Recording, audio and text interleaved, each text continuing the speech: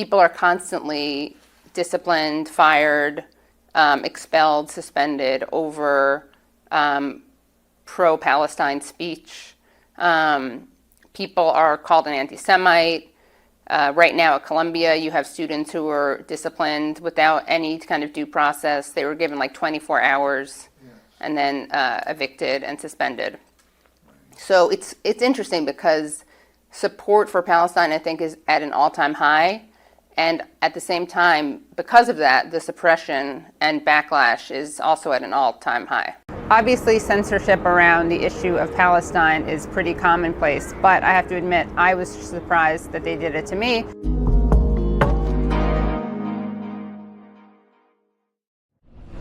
My name's Katie Halper. I'm the host of 2 YouTube shows and podcasts. One is called The Katie Halper Show, one is called Useful Idiots, and up until very recently, I was a weekly contributor to the show Rising, which is at The Hill. That relationship ended when I was censored and fired over a monologue I wrote about Rashida Tlaib and Israel being an apartheid state. That among progressives, it has become clear that you cannot claim to hold progressive values, yet back Israel's apartheid government. And we will continue to push back and not accept this idea that you are progressive except for Palestine any longer. For saying that she was smeared, called an anti-Semite, accused of making anti-Semitic remarks by members of Congress, also by Jonathan Greenblatt, the head of the Anti-Defamation League, or the ADL. He falsely accused her of creating a litmus test for American Jews. She never said anything about American Jews. She was just talking about what it means to be a progressive. In response to this, you also had Jake Tapper, who has a history of picking on Rashida Tlaib, doing a segment on this on CNN, and he said that she made comments that some of her Jewish colleagues found anti-Semitic. So what I wanted to do was push back on the attacks on Tlaib and also lay out the case for why Israel is indeed an apartheid government. So I wrote my monologue, I went into the studio, they loaded it into the teleprompter, I recorded it, and as I was leaving for the day, I got a phone call from a producer who said that she wanted me to hear it from her that higher-ups at The Hill had decided not to run the radar, had decided not to publish the monologue. They had seen it, and they didn't feel comfortable publishing it. So then I asked her why, and she said that there was a policy at The Hill that she didn't know about up until now, where they were not running op-eds about Israel, either in video or in written form. The producers had told me that while Israel was out of bounds for op-eds, you could talk about it in a segment. So I proposed talking about it as a segment. That's when the producers told me to check my email, and I saw I had an email from an executive from The Hill who said, "Hi Katie, we won't be needing you to do your segment tomorrow morning. Please feel free to send any unpaid invoices. We wish you the best of luck."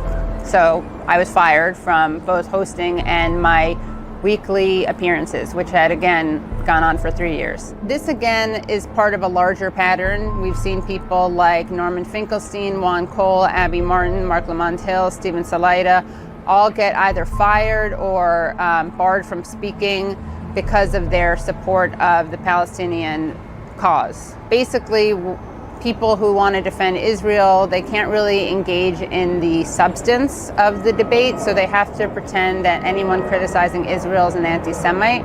We've seen that again and again. It doesn't matter if you're Jewish. Norman Finkelstein is Jewish, and in fact his parents were survivors of the Holocaust. They both survived concentration camps. I'm Jewish. That also didn't matter in this case.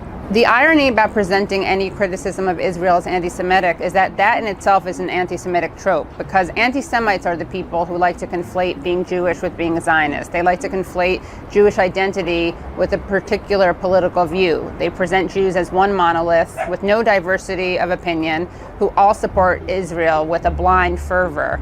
That's simply not true. And in fact, anti-Semites like to use the word Zionist as a shorthand for Jews. So you have anti-Semites and the ADL and AIPAC basically trafficking in the same anti-Semitic tropes, which should be worrying to anyone who cares about anti-Semitism. It's becoming harder and harder to deny Israel's culpability. I mean, in the video that I made, I argued that Israel is an apartheid state, and I didn't really use any ad hominem. All I did was laid out why. And to prove my case, I cited international law, the United Nations, the International Criminal Court. I also cited human rights organizations like Amnesty International, Human Rights Watch, several Palestinian human rights organizations. I cited and quoted B'Tselem, an Israeli human rights organization, all of which agree that Israel imposes apartheid.